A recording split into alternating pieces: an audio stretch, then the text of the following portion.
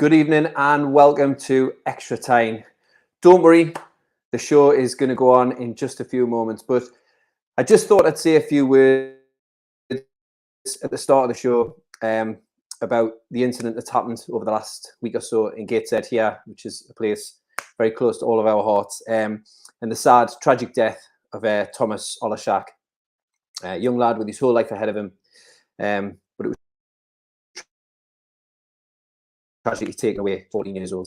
Now, you've probably seen all the stories on the newspapers, and particularly about the fundraiser, which has been made by one of the coaches from the football team that he played for Cleveland Howe Boys Club. And they've got a GoFundMe page, and the link is in the description. And the target was 3,000, and already it's at almost £22,000, and all that money will go towards Tomasz's family. After what has been an absolutely horrendous, horrific time for them. So if you'd like to donate, if you haven't already, follow the link that's just underneath. In addition to that, the club had already arranged, before this incident, had already arranged a talk-in with Steve Watson and Kevin Phillips, some club in Gateshead, and that'll be £20. And originally the funds were to be sent towards the club to improve the grounds, the pitches, but they've decided, in a brilliant, show of solidarity with Tomasz and his family, to donate all the proceeds from that event to his family and the fund, the money that they're raising, which I think is absolutely amazing. So all of the information is in the link in the description. So there's phone numbers there to call, and obviously the link for the GoFundMe page. So if you haven't already, if you could donate, find yourself with him, support his family. Rest in peace, Tomasz. Thank you. Enjoy the show.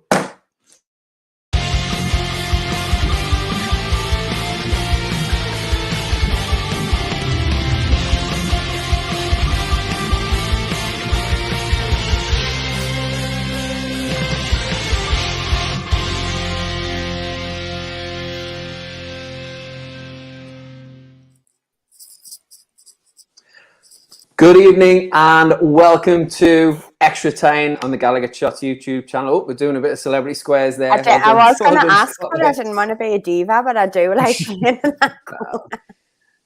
I've got you, Laura. I think that is Laura, that is a t-shirt you need to invest in. I don't want to be a diva, but I am. I think, yeah, but I am. Thank you very much and welcome to Extra Time. And as you can see, joining us this evening, we have Laura, we've got Ian, and we've got the wonderful Scott there. He's my man on the buttons there. Thank you very much, Scott, for that. And happy Canniversary, a phrase we've seen across Twitter today. And Ian, I believe that was it you that started off this kind of hashtag Canniversary? Was that yours? I mean, I was an integral cog in the hashtag Happy Canniversary. So make of it as you want. I think it was about 6:30 I put my post out on Twitter, and then seemingly it got trending. So I'm not saying that I am, but if you want to believe the rumours, I mean, I was. It was me. I was basically the brains behind the whole thing. Well, we obviously know how Ian's been all day. He's been very smug and happy.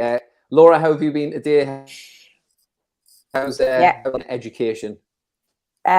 Tough day, but it's Friday, so it's fine, and it's the anniversary, and we're going to go and see Newcastle tomorrow, so positive. All is good in the world, and all the way over in our man in Amsterdam today. Yeah, going well. A few little dramas with our little pooch, but he's okay now. He's back home off his tits on the drugs that they give him, so he's sleeping at the moment. But apart from that, all good over here. Nice. Yeah, these bits done when we were in Amsterdam, and there was a slight breakdown in communication whereby the lady said, "Come back at 3." Let's say it was come back at 3 hours. We went back. We left her at 2, so we went back in an hour. And Vinny was in the back at the vets, and he was like, like he just spent a weekend at Creamfields doing all sorts. So I can very much sympathise with you there, Scott. So I'm glad you're feeling better, and hopefully the dog is on the mend. Thank you very much for those people for joining us. Already we have Daryl, who's celebrating his birthday a week, I believe. I believe that was the announcement that was made on the All Over Smiling Faces podcast. So happy belated birthday to Daryl. I know we did wish you one on the WhatsApp group, but everybody wish Daryl a happy birthday. I'm sure he'll absolutely be delighted with that. To El Grande, to Fishing Rods, to Freddie. Oh, Malcolm's joined us a little bit later as well for joining us. Yeah, it's been a really, really great day. We've got loads of stuff to talk about. Our press conference. We've had a letter from the chairman this week, not personally, but collectively we've had a letter. Alan St. Maximum's been wearing those weird bandages on his legs and skinning people and scoring. So we're looking like a return for him. The women's team are back at St. James's Park in November. War flags are back as well, which we'll come on to. And we're going to have a little chat about Eddie's finishing skills and possibly celebration skills at the back stick when he took on a walking football team. And then there's loads of other stuff going on. So I thought what I'd do this week, if we get time, because I know time is a burden sometimes, but we're going to try and talk to a few other little bits in the league just to see, just to sort of test the water with that. So without further ado, I suppose I might as well start there. Laura, what are 12 months? Well, I suppose they haven't been in charge yet. Yeah, 12 months it's been pretty much. Well, it has been to the day. I was thinking about Steve Bruce there for some reason. He entered my mind. Why did Steve Bruce enter my mind? I don't know. Yes, it's been 12 months, Laura. Sum it up. I knew you were going to say something like that, like so vague and open.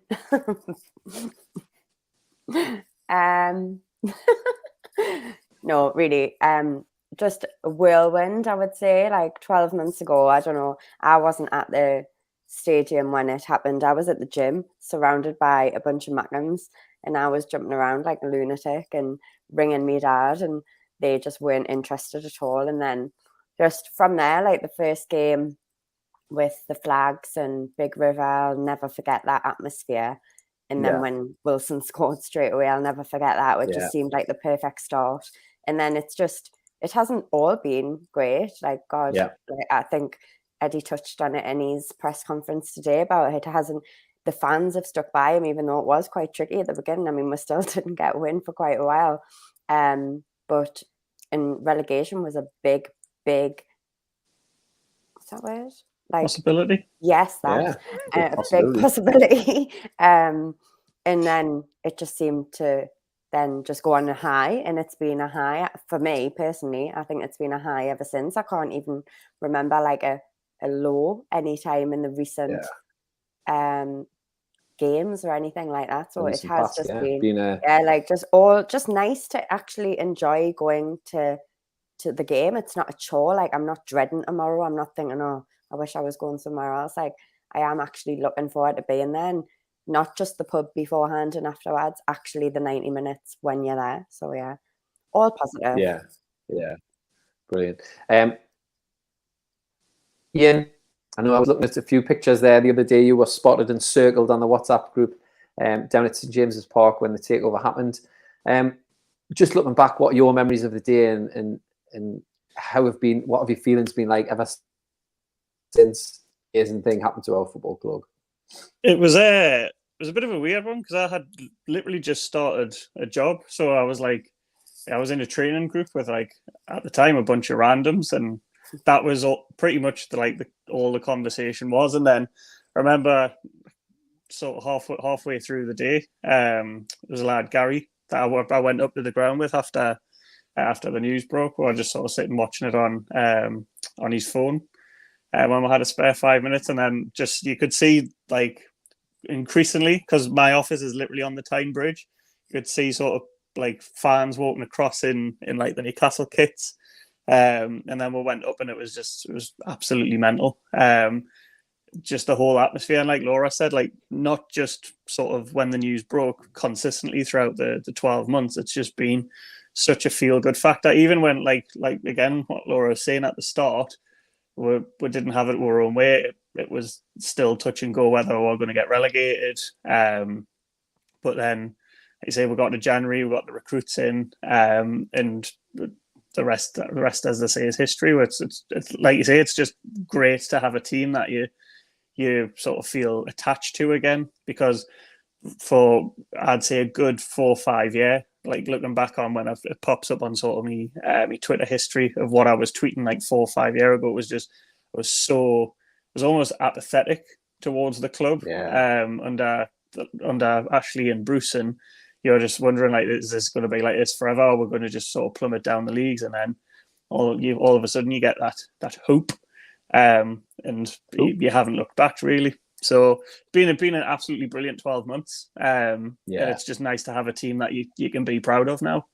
Yeah, and Scott, with you being across the water there, you know, I'm assuming you wouldn't have picked up exactly the same sort of vibes that we picked up when we're in the city. But how was that day for you? And you know, what are your hopes for the future? The short, the medium, and then dare we think about the long term? Yeah, I think, you know, obviously not being there. I put this on Twitter this morning. I don't normally get homesick, but that was one of the days where I was like, I wish I was in Newcastle for that, just to go to the ground. And, you know, I was at the ground when we signed Shearer. I was at the ground when Bobby Robson was brought in. And I've missed this, probably the biggest of the lot, you could argue. But, you know, that it is what it is. But I think for me, being abroad, obviously you rely on Twitter a lot. You rely on news outlets, which, you know, it's not on local news over here. It's not something that they're reporting on NOS 5 or anything like that. You've got to, you know, keep you at the ground on Twitter. And it was funny because, like, the day before, when the rumors started murmuring about the Saudis have killed all the piracy, Amanda Staveley's on a plane with Jamie Rubin, and they're coming up in Newcastle right now. And the itinerary got leaked. And I remember texting my mate who still lives in Newcastle. I was like, "Are you reading Twitter? Because it could happen." And he was adamant. It's like, "It's not happening. No way. This is Newcastle. It's not going to happen." And then within 24 hours, and I think that's what took a lot of people by shock, was it would build up to this. And obviously it had been a long time, but everything seemed to drop into place within 24 hours. And I can remember I needed to take something back to a shop in Amsterdam, and that was my last day to do it. So I had to go there. I waited all day for the announcement. It didn't happen. I'm sitting on a tram, and then my phone just explodes with, you know, tweets from Keith Downey, the tweet from Merdad where he just hashtag cans, the lot. So I'm on the tram, you know, bawling my eyes out. No one around us has any idea what's going on because, one, no one really speaks English, and two, no one really cares about Newcastle where I am. And I had to then go to an Apple shop and return something. What's wrong with these people? Why are you wearing a t-shirt? It's the middle of October. I get that a lot, by the way. But yeah, I mean, for the future, I think watching back a lot of the videos that the club have put out today, and I do want to commend the club. They've absolutely smashed it out the park today with the content that they've put out, as have a lot of other people, if I'm being honest. But the club they've got it right, and I think that's the thing for the past 12 months, and I'm hoping the future is they just seem to get everything right. I think there's maybe been one or two tiny little things. You know, people could argue maybe Steve Bruce was kept a little bit too long, and I think it was one other tiny little incident where, you know, I think it was the tickets or something. I can't remember what it was now, but it was towards the beginning of the season. But yeah, I just think for the future, if they keep getting these things right and seem to getting the right people in, then we're only destined for great things. I think you know, at the beginning they had a little bit of criticism. Well, a lot of criticism because of the Saudi link, obviously. But I think in terms of their communication, where they were leaking things a little bit to the press, and they maybe weren't savvy in that department. But I think for a lot of things, I think they've got spot on. They're leading from the head and from the heart as well. I think that they're trying to do it in both ways. So, and the videos which we'll talk about, which will come on the website today, which I'm sure everybody's absolutely falling over. They were absolutely brilliant content that they've released there. So really good to see. And you know, the letter from the chairman, you know, thanking us for the incredible support, and you know, these are things that are just done in football clubs that aren't really they don't really get the time of day. Like most fans are like, yeah, but because I think we've been starved of this type of communication, this type of insight, this type of care, you know, I think they're aware of that. They're really aware of like what the Newcastle fans, and they're all easy wins. You know, moving Shearer's statue, putting a lick of paint on the stadium, all these little bits and bobs. I think you're right, Scott. I think they have got a lot of those things right. So long may that continue. And even getting praise from people like Simon Jordan, who usually, you know, absolutely rip us to shreds about how they are building the club, how they're recruiting players. It's all been going in a really steady, which I think is a really important word, a steady motion, but really, really great. So it's just been, I don't know about you, Laura, but for me, it's almost been like, the takeover's happened again today. Have you felt that sense of like... Yeah, I feel like tomorrow's like nostalgic the game again. Euphoria. Yeah. Yeah, like I think tomorrow, like obviously... I mean, what is Laura Gallagher... Yeah, the flags are back, Laura. So what do you think, you know, how's that going to be, Laura, tomorrow? Yeah, like I say, I think it is going to be very, very similar to the first game against Tottenham, but bigger because Steve Bruce isn't there. And like, I think obviously the War Flags have got something big planned. We'll not get to see it because we'll be under it, but I can't wait to see the photos. I think the atmosphere is going to be like just as good, if not better, than the first game, because everything's in place now. We've got the manager we want, we've got the owners, we've got the ambition, we've got the flags, we've got everything back. So I am really looking forward to tomorrow, because I think the last game under different circumstances was a bit like just... It was flat, wasn't it? Yeah, flat. Yeah. It was really flat. And I saw you do this, Laura, and I thought, what word is Laura trying to think of? Flat. So speaking of War Flags, they've made a release. I'm sure most fans have seen it, but obviously they've got something really big planned. Oh, I thought that was going to be a bit bigger on the screen now, but there we go.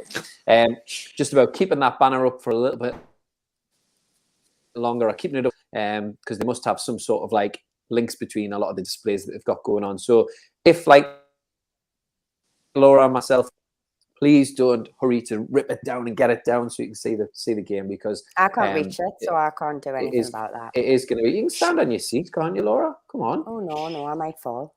All right, fair enough. So yeah, intention is to try and keep that banner up for as long as possible and give it the most exposure. And I'm assuming it's a big tribute to the last 12 months, which have been absolutely crazy. There was some really funny anecdotes and funny pictures. Ian, did you? I'll just get rid of that. Did you see some of those messages that have been going around, and some of the pictures that have been seen celebrating and people recounting their experience? Have you had any particular favourites?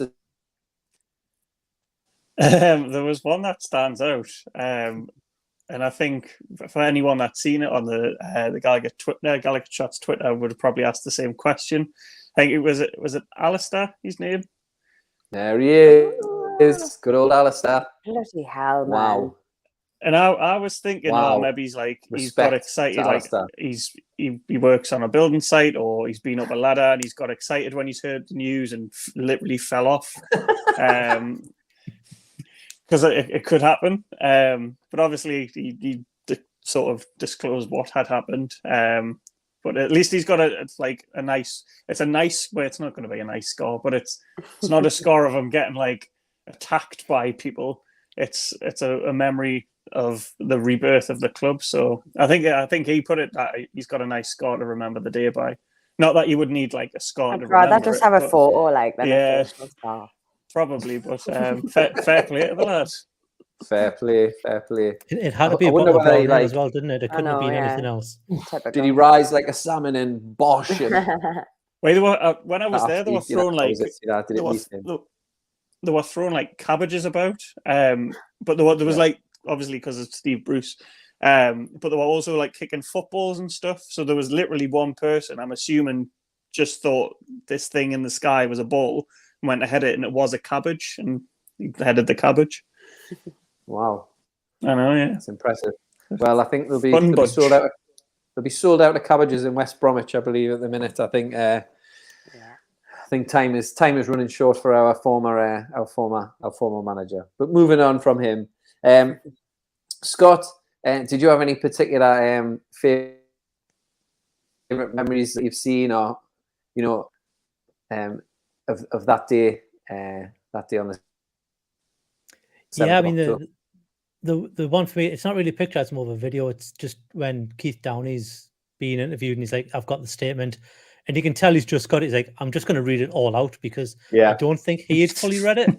Just like, I'm just going to read this because I need to just make sure it's all right. And he reads it out, and then you can almost hear the cheer from in front of the Bobby Robson statue where all the crowd was, because he's obviously was up in the car park. You can almost hear it, and you can almost see as well the relief in his face when he's reading it out. You can just be like, thank God this is over and I can concentrate on actually reporting on proper transfers and actual things happening at the club, and not being just blocked out like we have been in the past. So that's been my favorite memory of it, just that one. And also to nick another one, Amanda Staveley coming out of that place in Jasmine going, it's done. Like, that's just they just need to play that every single year, because that'll just always be in the memory. Yeah, Laura, do you remember the relief in Keith's voice, and any other sort of any videos or images that he saw during that time that are just going to stick with you? All of them really. Like, I would just remember like coming back from the gym and just sitting all night just with Sky Sports on, just looking through Twitter and being very jealous of everybody at the stadium. I loved all the Gallagher shots, lads. I don't think you've got it, but the deck I put it on before, like of him and Mark actually getting along that night. I haven't. Hugging. I've got this one, classic, which is Chris and Mark on the Tyne Bridge when it was actually confirmed. So, and I think a few cans later, they were having a little bit of a schmoochy schmoo. I really liked. There was a video from I think it was a lad called the Craigie, and he put a picture of him with Sam Fender, which I believe Sam Fender is actually wearing Ian's t-shirt. No, my Ian t-shirt. coined the phrase Canniversary. I did, but you. That's the Geordie Dancer, isn't it? I was trying to say he had the Geordie Dancer. Yeah, because so my T-shirt was as a result of Sam Fender the next day being on BBC. Yes, that was a good I think it was just BBC One. Because basically, I think he was doing because it was 17 Going Under was released a year ago. Yeah.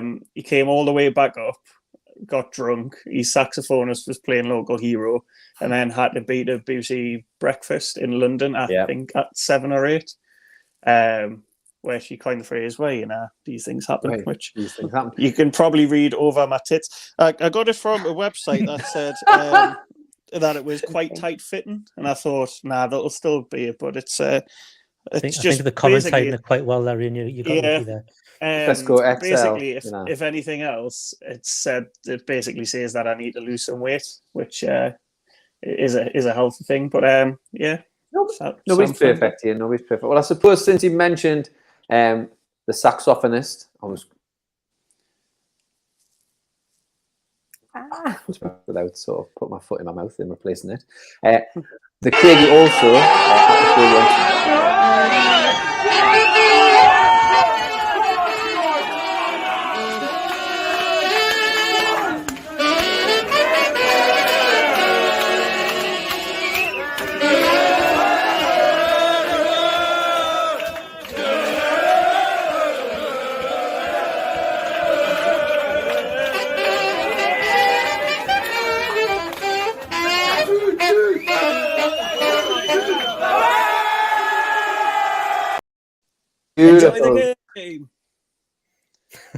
Beautiful. Warms the cockles of your heart. I swear to God, it really does. So I mean, it was just I remember. I think I did the show that night, and I believe I picked up Chris, Mark, Matty, Decker. No, it was Decker. Yeah, somebody come pick us up, and I've got a little car and a slightly bigger car, but I could only take the little one. So I rocked up in the little Peugeot 106. And I don't know if you've ever seen a Peugeot 106, but trying to jam Chris, Mark, Matty, and I think there was one other person in there. It wasn't Clark, the smoothest was of it rides, Clark? I think I'd say. It might have been Clark, yeah, possibly it might have been Clark, but they were pissed, they were well oiled, so it didn't really matter. But what a day. I mean, it was just, pinch yourself. Am I dreaming? It was just absolutely an epic day. And an epic day as well for Bestie. His picture from the takeover when we were talking about it on the WhatsApp group was this one. This is what happened for him on takeover day. Little William was born. He had trouble getting him home, however. They couldn't get him straight out of the hospital home because, unfortunately, there was something else Bestie had in mind for taking home. I'm sure he got it.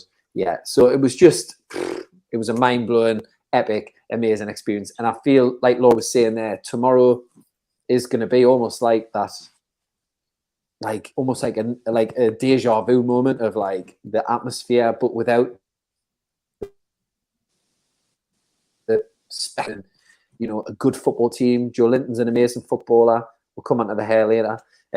So yeah, tomorrow's going to be an absolutely epic day. And I think wherever you are, whether you're in the ground or whether you're watching it on a dodgy stream or whether you're listening on the radio, I just feel like everybody's going to be taken back to that moment. A really special moment in the history of Newcastle United. And long may those good times continue. Long may they continue. So, without getting too much nostalgic about that, there is actually a game going on tomorrow. Scott, you have done a preview. Who was on your preview this week, Scott? It was Ian, Harry, and Daryl. Yeah. Oh, speaking of Harry, Dream team. This was his. There he is, looking a little bit worse for wear there, Harry. He'd had a fair few hashtag cans on that. Well, that was his breakfast, wasn't it? Was 2 sausage rolls and a bottle of brown ale. Oh my God! Wow. I hope it wasn't. I hope he didn't throw it afterwards and hit that poor lad. Yeah. So I'm hoping he was at uni or something or college at that time, and that he didn't have that for his breakfast and went and worked a 9 to 5. Or not just in a vulnerable place, So Eddie Howe has done his press conference, and he's hopefully of Alan St. Maximum. Now, we seem to have done okay without him. I think we have missed him in those but the Fulham game was, absolutely breathtaking, really, a really great performance. I think it might have been that way regardless of whether Fulham have been put down to 10 men. But Laura, does Alan St. Maximum come back into the first team for you? Oh, do I want him to? Yes.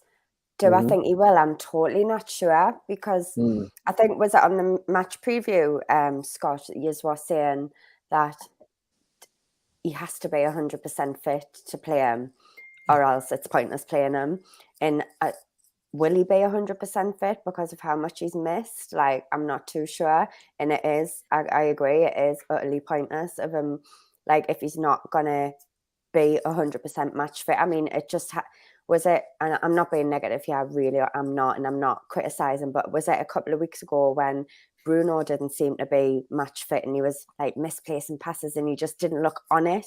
And I mean, you need everyone on it. And I've learned my lesson from not discussing the team after what happened last week, because I was totally shocked by the team, nervous about the team, wary of the team, unhappy about the team, if I'm being totally honest, along with everybody else. And then they proved us wrong. And because I agree, I don't think it was just because Fulham went down to 10 men. I think the intensity was going to be there regardless. So to answer your question, I'm not entirely sure. I would like to see him because you want your best players on the pitch and he's one of our best players, but I'm not too sure that he would change it either because he doesn't like changing a winning side.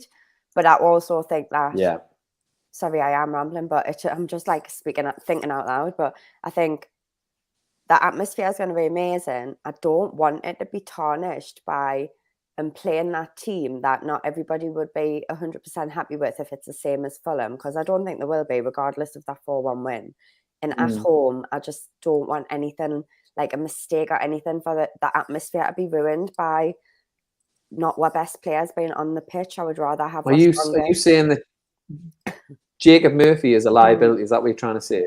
In nicer words and trying to beat around the bush a little bit, yeah, basically what I'm saying is I don't trust them and I don't want them there. I'd rather have a stronger midfield. I think for me, I don't think he will. I think he will leave it as it is. I do. Maybe he's target for Dan Burn or Botman, but I think he might keep the faith. Alan Saint-Maximin has just come back into the fold, so maybe no Joe Linton then. Yeah, well, again, do you change your winning side? Like it's yes, at home I think you do. I do. I think at home, away from home against Fulham, yes, test the water, but not at home. That's my personal. I just don't think at home. I think it could backfire and it could have a negative effect on the atmosphere. And then the last thing you want is 50,000 people being like, oh, when like a pass goes wayward. Yeah. So, without going too far into the match preview, because obviously the lads have done one. Can I get a prediction from you then? Come on. From who? From you. Oh, from me. A prediction, is mine? Sorry. Yeah. 2-0 to us. Gonna go 2-0. To us, obviously. Ian, what was your prediction from the game? I think I went with a 2-1 win. I think. I did say I think we will go behind. But I think I think we'll rally and I think we'll come back. Also, this week is the return of Joey, and he's been absolutely bouncing off the wall just because he enjoys everything football these days. He wanted us to let you know that he think it'll be 4-3 in Newcastle. Oh, not sure where he's getting that that'll from. Be exciting. But, yes, the return to the end. That would do me. I think last season was 3-3, wasn't it? At home? Yeah. So not a million. It was when Eddie had COVID, wasn't it? It was, I only knew that because of the conference. Yeah, I like the cheeky question. I think it was from Keith. Was it Keith Downey who asked him whether he got good, or is he? Well, it was someone because he was a bit croaky. But you know what I want about the press conference? I want the subtitles. Can you get subtitles? I think you can select it on you. Because I can't hear the questions. Generated, so the not 100% accurate. I just can't hear the questions very well.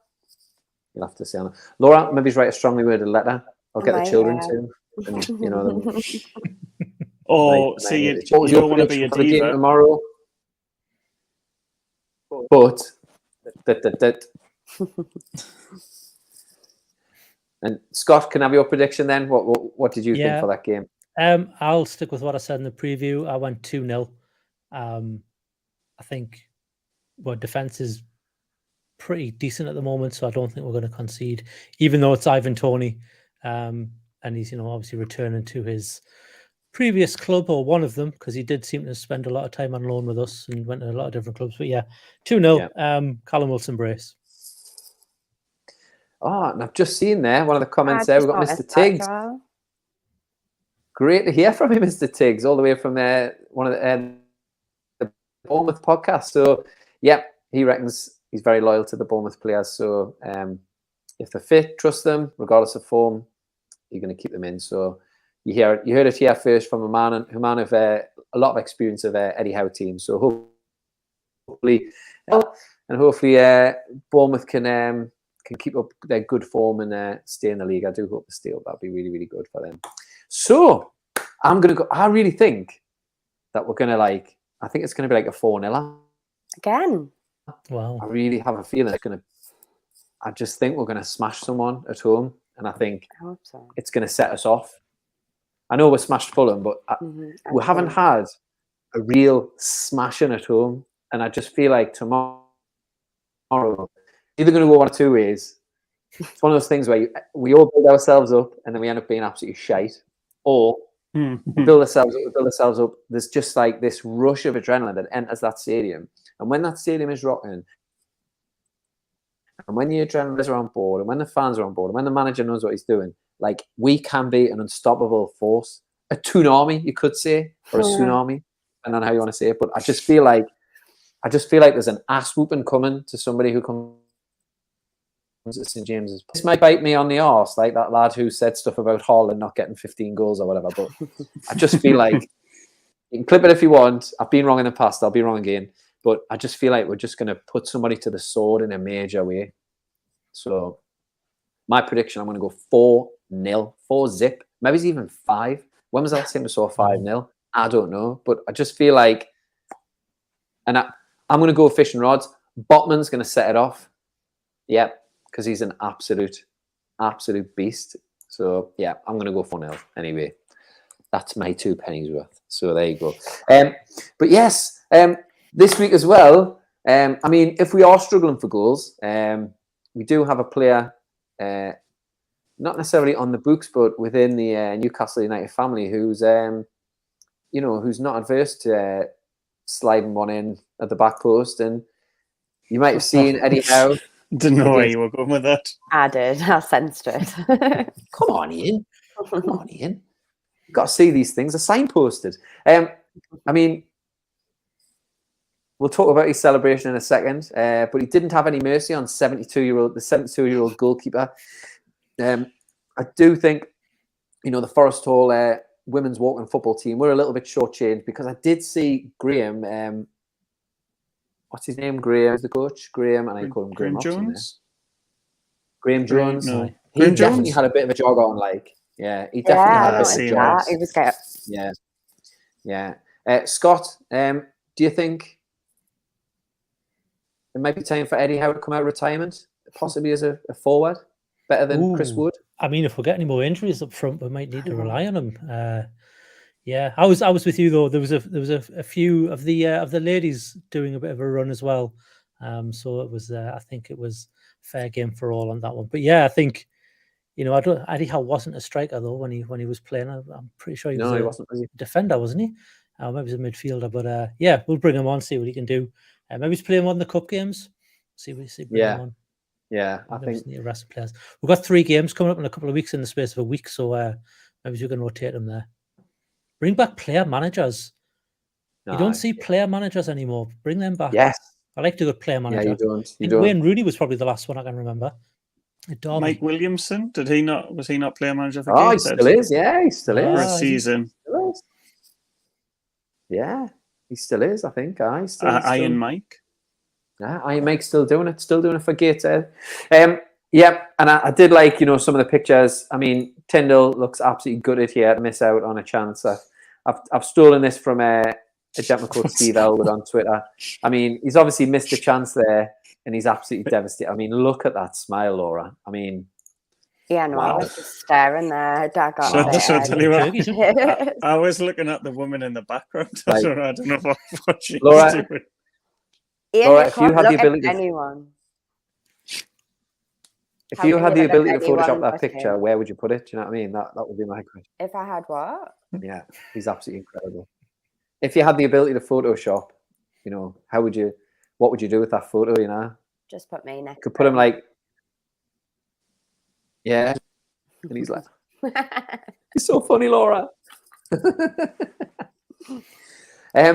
So Eddie's, and I think they did a little event with the Newcastle United Foundation as well, which is promoting the mental health, which I think is really, really, really powerful message. So let that continue as well. Absolutely loving it. Love the content. Absolutely fantastic. So, so I just thought before we kind of finished, or before we kind of moved on to the end of our end, and we're going to go on to some other news in a moment, which I'm going to try out. The NUFC women's team are also making a reappearance at St James's Park in November. Previously, they played top 3,000 fans in the ground, and the lasses put on a great performance. That's what my little one. She she was into the first half, and then the tension started to wane a little bit. But I was absolutely enthralled. It was brilliant, really good to see. But they're playing Bradford City on Sunday, the 27th of November. So it's £3 for adults and £1 for the little ones. So it absolutely makes complete sense. Raza and I are going. Unfortunately, he's missing tonight because he's washing his hair, I should say. So hopefully he's finished that.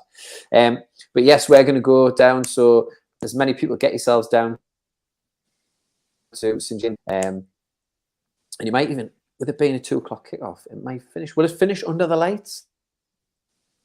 I love a game under. Maybe it's made it a bit later, so get surely, get them under the lights. I would imagine in November. This time of year, probably will do. Yeah. And as well, not to promote other channels, but we were chatting just before we came on.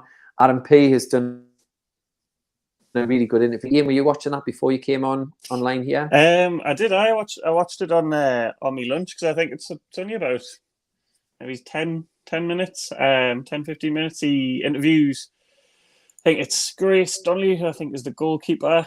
I can't remember. There's new signing. There's an American lass. I want to say Baker or Barker, the striker. Becky Langley. And you know what? It was a really, really professional video. I think there was quite a few that he said that the club had invited down. Obviously not our channel, which is a bit of a kick, but no, it came across really well. It was really, really good to sort of see the women's players and the coaching staff and sort of what their thoughts about the whole process was, and being involved as part of the actual club now as a sort of a separate entity. It was really, really interesting watch. So if you do fancy watching it, it's well worth 10-15 minutes. Like you said, I think it's £3 for an adult, £1 for a kid. And then I think on the day they said, because obviously they had to delay kickoff and stuff because of that many people were trying to get in against Town ladies.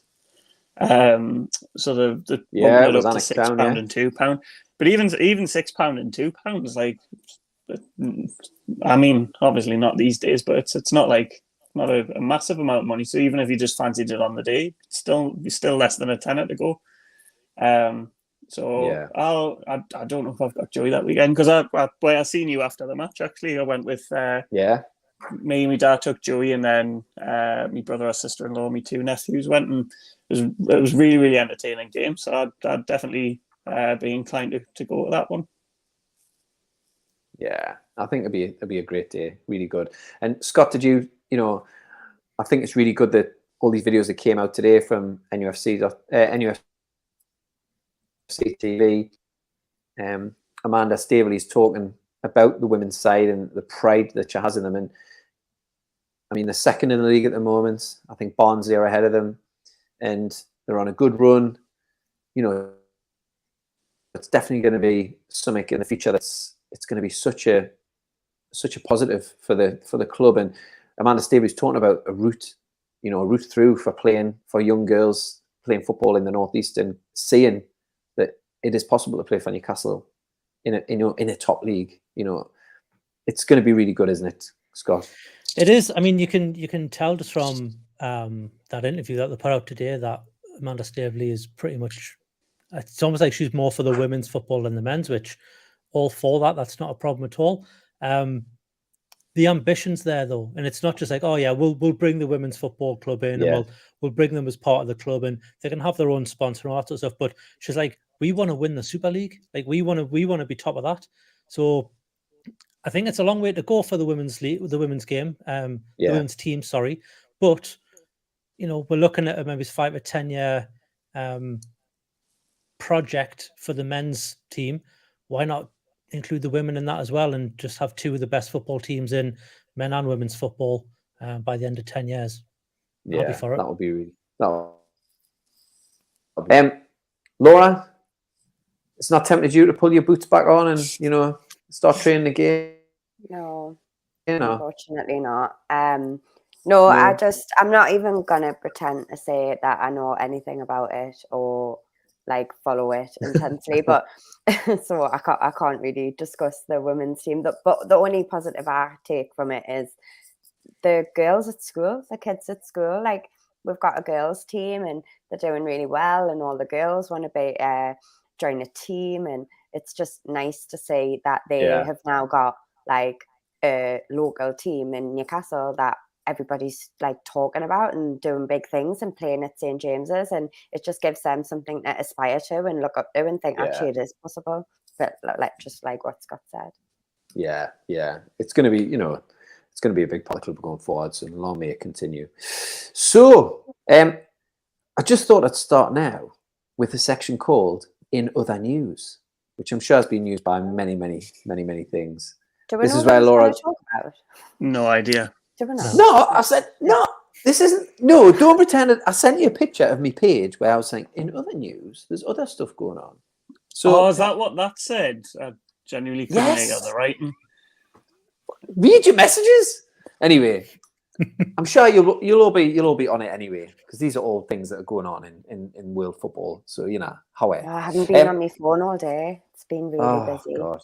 Well, Laura, I don't know if you're aware, but at the moment there's a little bit of a petition going on, and it's nothing to do with you, but it is a player who has graced St James's Park fairly recently. Have any of you signed? Are you one of the nearly 2 million people who've signed the petition to have Erling Haaland removed from not just the Premier League, from the country, have him deported because it's a bit racist. He is. Now, Scott, I know you're into. I know you play online. You're like, you play like Football Manager and stuff. Like me, you've maybe created a player every so often. Strength 100, pace 100, height 6'8". Oh, sorry, 6'12", Laura. 6'12". Scott, do you agree with this? Should we have Erling Haaland removed from the Premier League immediately? I don't see a problem. He only scored 1 goal against us. Exactly. Like, what's the problem? It's the other teams that should be worrying. We shouldn't care. That's gonna get clipped now when we play Man City away. And he scores 5. But no, I don't care. Yeah. I mean, it's a bit of fun, isn't it? But he's just different gravy, isn't he? He's just completely. There'll come a time when there'll be 5 or 6 Erling Haalands, and maybe it's 5-10 years, because kids will grow up wanting to train like him, wanting to be like him, and that part of the world will, maybe produce that sort of a specimen of a man every other week, because he is a specimen. He's absolutely huge. A Nordic meat shield. He is a Nordic meat shield, yes. So I think people would have said the same when Cristiano Ronaldo first came on the scene, if that was the sort of thing to do. Quite the phrase. Back then, and the same with Messi as well. I think we just have to accept that player's coming. There'll be more coming of that same ability, and it'll just keep happening. Yeah. I mean, what an absolute animal. Laura, are you a fan? Do you think he should be removed from the Premier League immediately?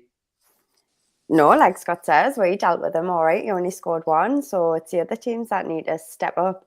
But no, in serious, like, he's just fascinating to watch, isn't he? Like, I was watching it the other night, and I was on the phone to my dad at the time, and I was like, he scored again. Like, it's just mental. Like, he's crazy good. But I think it's a good thing to have somebody that good in the Premier League. And I know the petition's obviously just tongue in cheek, but yeah, it is. It's a massive compliment to him, obviously, that everybody, nearly 2 million people are afraid of him. But yeah. And I just hope he doesn't thingy Shearer's record, which... Yeah.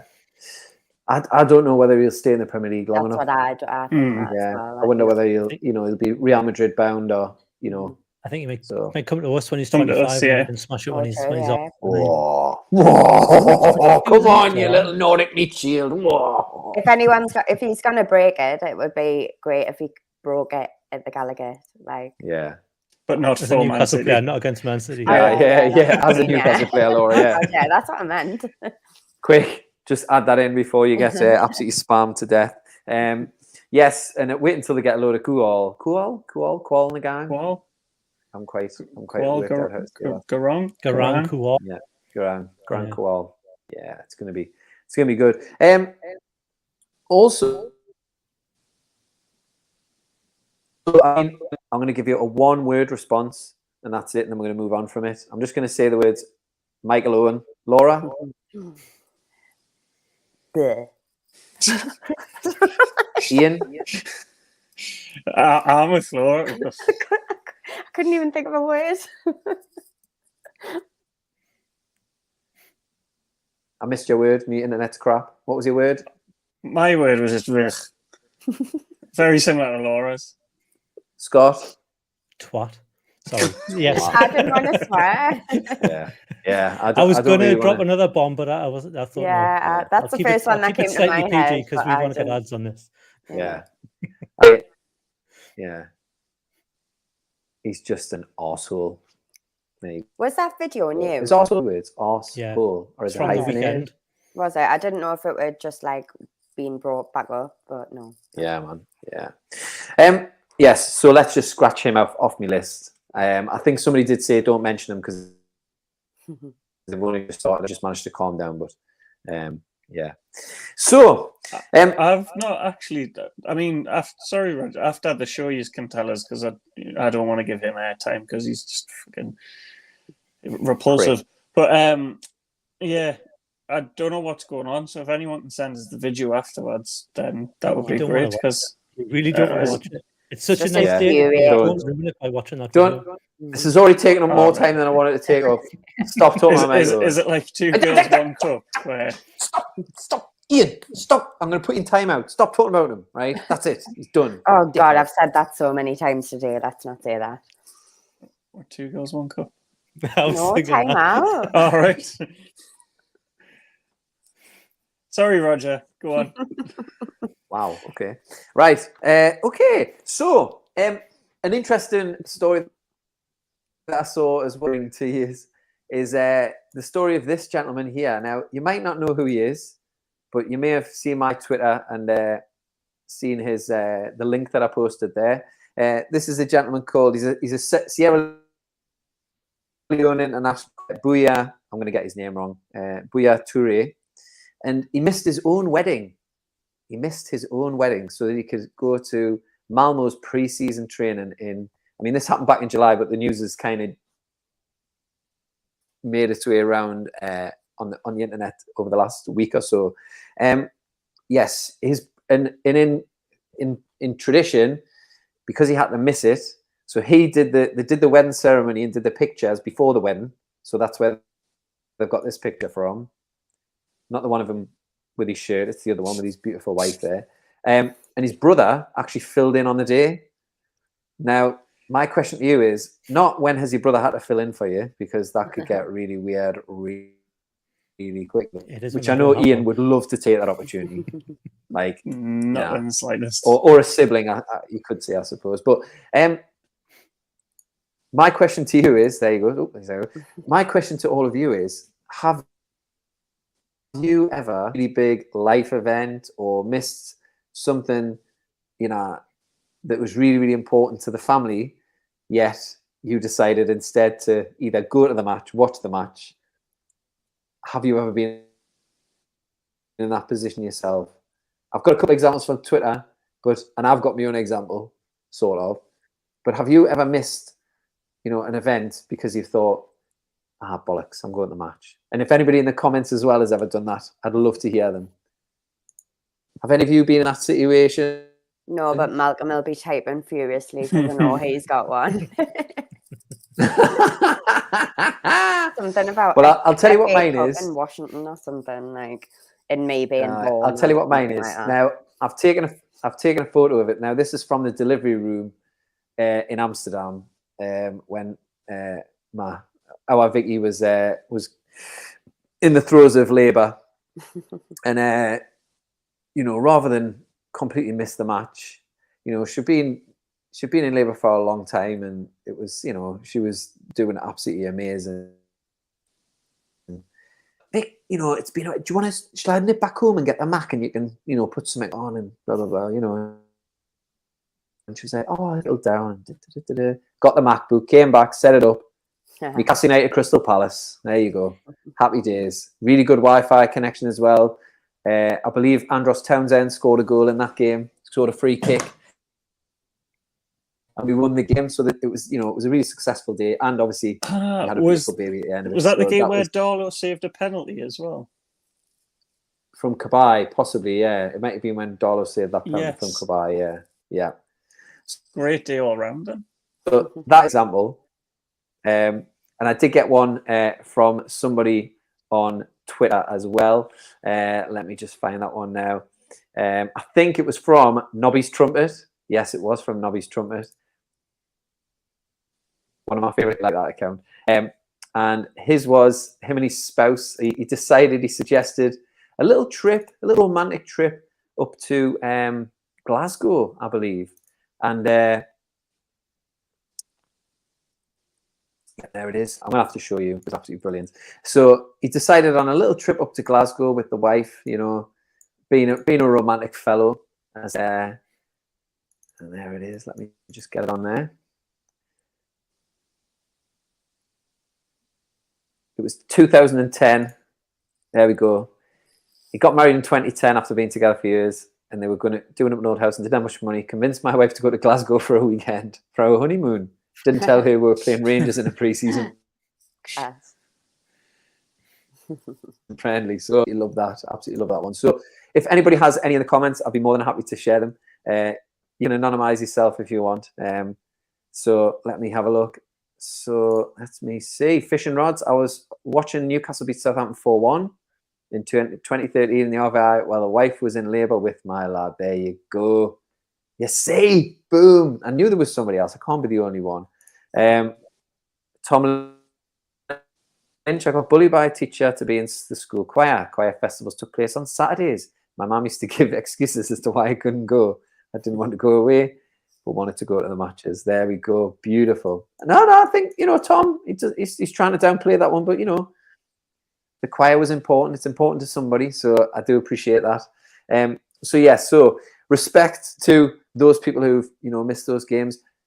You three, I did give you the heads up on this, so I'm a little bit disappointed that you haven't come up with something. Come on, Laura, you must have missed a party, or you must have missed something. Surely. No, because I've got nothing important. There's nothing important in my life. Like, I'm not responsible for anyone or anything, so I just go to the match. I don't need it. There's another T-shirt. I'm not responsible for nobody or anything, so I just go to the match. But you know what I mean? Like, I don't have a dog. I don't have kids. I don't have a partner. I just do what I want. So, like, there's nothing I miss because when people are organising stuff, they always ask me first, when's the match? They always just know. They assume. They check the calendar. Laura's not going to be there. No, right. Not at all. Right. Okay, fair enough. Sorry. But there we go. So, but I'd love to hear, yeah. Right, yeah, okay. Apart from that, yeah. Apart from those 30 children. That was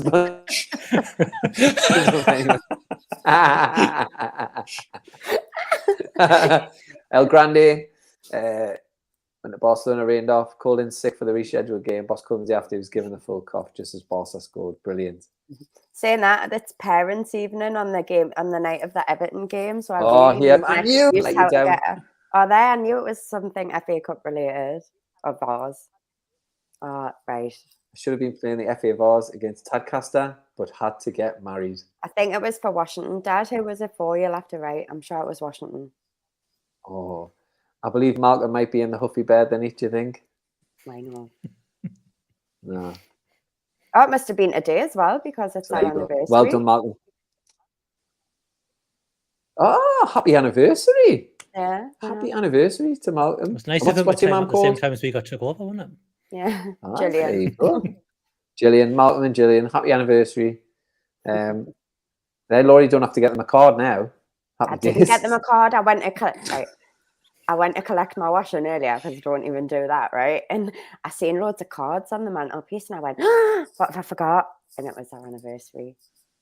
You just read the card and then you nip out the garage and get one, man. You don't bring it up. I'll get them one. Laura, you are taking this, I'm not responsible for anyone or anything, to the limit. Like, I love it. Yeah, I mean it. I wasn't lying. I'm really living not the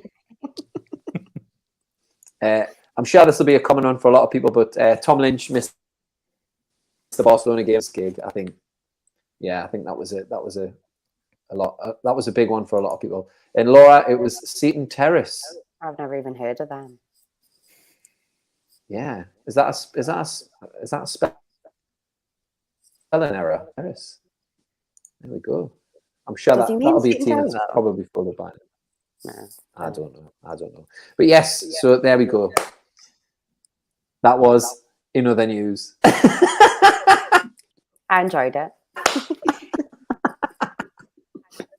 Thank you, Laura. Thank you. At least somebody did. You know, I mean, we lost eight watchers, but you know, it's fine. It's fine. People are busy on a Friday night. You know what I mean? Maybe the taxi came. You know, maybe the dog was barking. I don't know. Who knows? But thank you very much for joining us all this evening. I've definitely had fun. I don't know about anybody else, but there we go. And of course, make sure that you subscribe to the Gallagher Shots YouTube channel because Scott, I'm the already big subscribed. nine at the last watch. We are, the last time I checked, it was 11 away from 9,000. So just a little football team away. So there's 20 people watching right now. And if you're not subscribed, go and hit the button now, just before we end this live. Mighty down there, hit the little thumbs up and all, because that helps us as well. And I'll get rid of the dating thing that keeps coming in the chat as well. You can't subscribe. You can get away with chat 69. Yeah. I thought you meant me because I thought you were on about my second name. I was like, what? I haven't been called that since school. We've been getting spammed. So yes, 11 from 9,000, which is an absolutely fantastic achievement. So keep that up. Tell your friend, tell a dog, tell somebody else, tell a parrot because they talk to everybody, and see if we can get up to 9,000 subscribers as well. Don't forget as well to watch the match preview. I'll be watching that as soon as I get off here. And also the Horse Mind Faces podcast will be back in years. They might even do a little reaction video like they did against Fulham, but then the full show will probably be on Monday. So get your eyes and your ears plugged into that. And of course, I think Between the Lines should be coming back. I think they've done a one. Yeah, Matty did one this week with and of course we've got Billy the United Bee State with shit as well. So loads and loads of content coming up. There we go. Oh yes, I think he's a bit of a friend of the channel, isn't he, Billy the Bee? So get involved with that as well. For all of your Gallagher Shots NUFC needs. Just to mention, I did do a mention at the very start of the podcast today about the fundraiser for the young lad, Tomasz, who sadly lost his life up here in Gateshead. If you have a look at the link in the description, there is a fundraiser, a GoFundMe page for that, which is ongoing. £3,000 was the target. They've already surpassed that massively and are on the way to £22,000. So the community come together, the community from all sides of Gateshead and probably all over the world. So get involved with that as well. And of course, in the link, you'll also see that there is a event at the Thomas Wilson Social Club, which is a talk-in, which will feature Steve Watson and Kevin Phillips, who'll be given their time to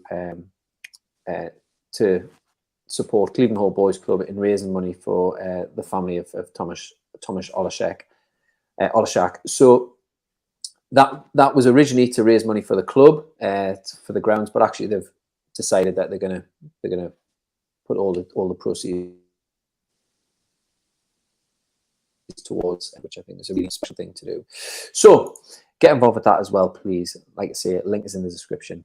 Thank you to you, Laura, to you, Ian, and to you, Scott, as well. Thank you, Scott, for doing the technical stuff for me as well. And thank you to those people for watching as well. Lots of comments, especially from Chat69XYZ, best adult dating site, wherever you are. Like and subscribe. But thank you very much from Fish and Rods, from Freddie, from Daryl. Daryl, of course, is promoting will be on the picket line with the train strikes. So if you want to go down and support him, please do so. Thank you to Tom El Grande. Obviously, Mark will be lighting the candles right now and taking a freshly homemade lasagna out and pouring a glass of wine for Gillian. Or will he be scratching his arse on the sofa? I'll let you Probably decide. the latter. But thank you to all those people. Sorry if I didn't mention you. We got Malcolm, we got El Grande, Freddie, Daryl, everybody else. So speaking of mentions, Roger, just I don't know why. Speaking of watchers, my mum usually likes watching this on a Saturday morning after we record, and it's my mum's birthday tomorrow. So, Mum, happy birthday! Oh, happy what 70th. now? Are we just like Clinton's cards? She's not 70. Like, what is going on? Wait, I said this a few shows ago. Anyone that wants a shout out, slip us a $5, and it goes straight in my pocket. But she's probably give us about £5,000 in her life, and that's just through food. So, Ma'am, you're a golden gal, and I love you. Thanks very much. Happy birthday, Ma'am. Oh, Ian, you're so. I know. Weirdly sincere. I know, yeah. Wait, I don't live in my caravan anymore. So happy birthday to Ian's mum as well. I'm just up for the weekend, because obviously I've moved on to pastures new. So she was just happy of the company today, because I just don't think my mum and dad have much crack these days. Ian, this isn't a therapy session for you. Well, I feel like it is. I've got a lot to get off my chest. I know we got you through your single days, and and you're in a good place now. Yeah, with the caravan, the weekend. Let's party. Right. So on that Ian bombshell, I think it's time to say goodnight. Laura, good night. I'll probably see you tomorrow in the Gallagher end. Make sure, Laura, if you stretch up, wear some high heels, really get those heels on and get that. I will. I'll try. Keep that banner up for as long as you possibly can. Scott, thanks again to you for joining us, and thanks for the technical support as well. And No everybody check out that match preview that Scott's done as well. And Ian, if you see his mum, say happy birthday. If you see Ian, for God's sake, give him a hug. All right, everybody. I'll see you later, everybody. Scott, if you can press the button and do the do, and we'll all just wave and say bye-bye. Yeah, see you later, everybody. Thanks for joining us, and see you next time on Extra Time. Bye-bye. Bye.